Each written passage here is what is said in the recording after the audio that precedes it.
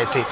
जस्सी पेटवार साहब, सबसे पहले हरियाणा न्यूज़ में आपका स्वागत है। बहुत बहुत यूथ है, एनर्जेटिक है आपको लगता है कि 4 दिन की जो मानसून सत्र की कार्रवाई थी वो सार्थक साबित हुई, सकारात्मक रही?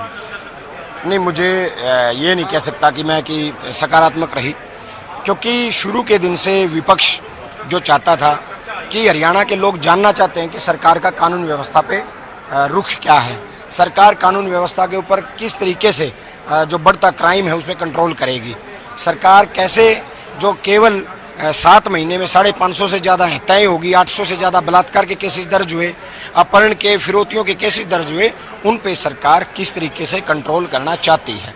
ये एक बहुत बड़ा मुद्दा था। लेकिन सरकार ने, मुख्यमंत्री जी ने खड़े होकर के 2008 के आंकड़े गिनाए, 2010 के आंकड़े गिनाए, 14 के आंकड़े गिनाए। मुख्यमंत्री जी भूतकाल में कमज़ोर लोग रहते हैं, भूतकाल की बात मत कीजिए। देश और प्रदेश की जनता आज सुनना चाहती है, वर्तमान को सुनना चाहती है कि वर्तमान में सरकार क्या कर रही है इन क्राइम्स को कंट्रोल करने के लिए। आप लोगों ने भी गिनाए, इसके अलावा मुख्यमंत्री ने एक बड़ी पोथी जिसमें कहा गया था कि रेप के मामलों का ग्रंथ है ये, कांग्रेस के शासनकाल में कार्रवाइयां नहीं हुई थी, उनके शासनकाल में पैरवी की गई और सजा दिलवाई गई, फांसी और उम्र कैद तक की सजा दिलवाई गई है। इस पर मंथन क्या नहीं होना चाहिए था कि आखिर निदान क्या हो? आपराधिक जो मामले हैं, लगातार इस पर मांग उठी थी। और एक ध्यान और दिलाना चाहूंगा, कांग्रेस के विधायक सरदार परमवीर सिंह ने एक मांग उठाई थी महिला सुरक्षा को लेकर कि महिला सुरक्षा पर ऐसा बिल पास करवाया जाना चाहिए केंद्र से कि सीधी सजा होनी चाहिए। देखिए, 2 बातें हैं। निचोड़ ये आना चाहिए था कि जो आज क्राइम है उसको कंट्रोल कैसे करेंगे। आज जो अपराधी बेखौफ हैं, हालात ये हैं, अपराधी अपना पैरेलल कानून चला रहे हैं। मनीषा हत्याकांड में गैंग ने कहा अगर हरियाणा कांड अभी तक साबित नहीं हो पाया, बार बार इस शब्द को जस्सी पेटवार साहब हम इस चीज की पुष्टि नहीं करते, हरियाणा न्यूज़ इस बात की पुष्टि नहीं करता है। हत्याकांड का कहीं जिक्र नहीं आया है। एक संदिग्ध मौत थी जिसमें कहीं न कहीं आत्महत्या की बात कही गई है। तो आप क्या मानते हैं, क्या वास्तव में हत्याकांड था जिसको दबाया गया है? मैंने आपके माध्यम से ही 7 सवाल पूछे थे प्रशासन से और सरकार से, जवाब तो नहीं मिला। मैं तो आज भी कह रहा हूँ वो हत्या है और उसको आत्महत्या में बदलने का प्रयास सरकार के इशारे पे हो रहा है। और मैं आपको एक बात बता दूं, चर्चा ये चाहिए थी कि किसी भी तरीके से ये बताया जाए कि हम क्राइम को ऐसे कंट्रोल करेंगे, वो नहीं बताया गया। मुख्यमंत्री जी एक पोथी लेकर के आए। अरे 11 साल से सरकार है आपकी, कब तक आप विपक्ष के नाम के ऊपर राजनीति करोगे?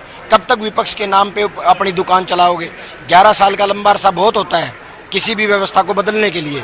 अगर अच्छी सरकार हो तो 1 साल 2 साल व्यवस्था को बदलने में लगते हैं। 11 साल से आपकी सरकार है। कलेक्ट्रेट पर चर्चा की गई थी, कलेक्ट्रेट को भी कांग्रेस ने जो एक तरह से छलावा बताया था, लेकिन जिस तरह से जस्टिफिकेशन सरकार के द्वारा दिया गया था कि कलेक्ट्रेट तो, और आपके ही हल्के के आसपास जो है रामकुमार गौतम जी वो कहते नजर आए थे कि ये तो और बढ़ाया जाना चाहिए। खुद सदन में विधायक जब इस तरह की पैरवी कर रहे थे। देखिए, रामकुमार गौतम जी का कथन अपने पास है। एनसीआर इलाके चाहते हैं कि कलेक्ट्रेट बढ़े, हमारे जैसे ग्रामीण इलाके चाहते हैं कि कलेक्ट्रेट ना बढ़े। कलेक्ट्रेट बढ़ने से फर्क किसको पड़ता है? गरीब आदमी को पड़ता है।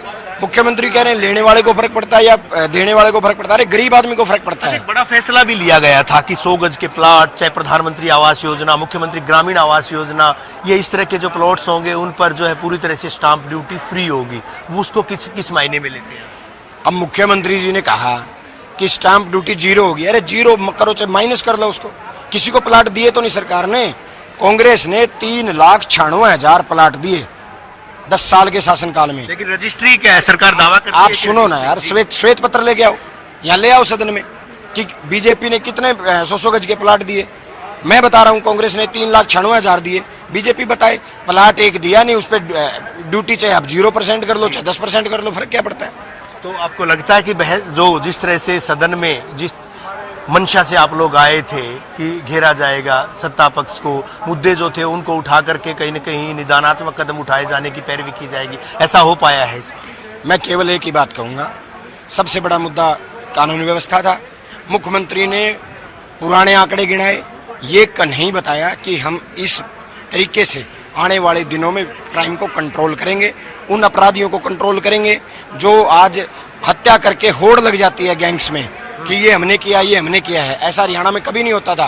क्राइम हुआ भी तो बिलों में छुप जाता था क्राइम। एक बिल लाने की बात भी कही गई थी कि गैंगस्टर्स जो हैं उनको सोशल मीडिया पर प्रचारित ना किया जाए, महिमा मंडित ना किया जाए, इस तरह की अपील भी, आखिरी सवाल ये भी की गई। बहुत अच्छी थी है, बिल्कुल ठीक बात है। जब मीडिया में महिमा मंडन होता है तो अपराधी के हौसले बढ़ते हैं, और ये नहीं होना चाहिए। अपराधी के बारे में जब लोगों को जानकारी होगी तभी वो अपराध ज़्यादा कर पाएगा। फिरौत अगर किसी का नाम है और वो फिरौती मांग रहा है तो इसका मतलब अगर कहीं मीडिया में वो आया है, उसका नाम आया है, तो उसे थोड़ा सा मुझे लगता है कि ये बिल ठीक था। शुक्रिया जस्सी पेटवार जी, हरियाणा न्यूज़ से बात करने के लिए। जस्सी पेटवार नारनौंद के विधायक, कांग्रेस के विधायक, और इस मुद्दे पर लगातार चर्चा हो रही थी कि कानून व्यवस्था की इन्होंने बात की थी कि कानून व्यवस्था पर जो चर्चा होनी चाहिए थी उस पर संभवतया चर्चा ना करके कहीं न कहीं सदन में ध्यान भटकाया गया, इस तरह के इनके द्वारा आरोप लगाए गए। इनका कहना है कि पुराने आंकड़े जो है कांग्रेस की सरकार के, जबकि 11 साल से बीजेपी की सरकार है, उन मुद्दों पर बात की जानी चाहिए थी। बहरहाल आरोप लगाए गए, प्रत्यारोप लगाए गए, और उसके बाद जवाब भी सदन में दिया गया। कितने संतुष्ट हैं, कितने असंतुष्ट हैं, ये तो ये जानते हैं, लेकिन सदन की 4 दिन की आज जिस तरह से कार्रवाई का समापन हुआ, कई तरह के सवालों के यहाँ पर जवाब दिए भी गए। चंडीगढ़ से वीडियो जर्नलिस्ट अशोक ग्रोवर के साथ रवि जांगड़ा, हरियाणा न्यूज़।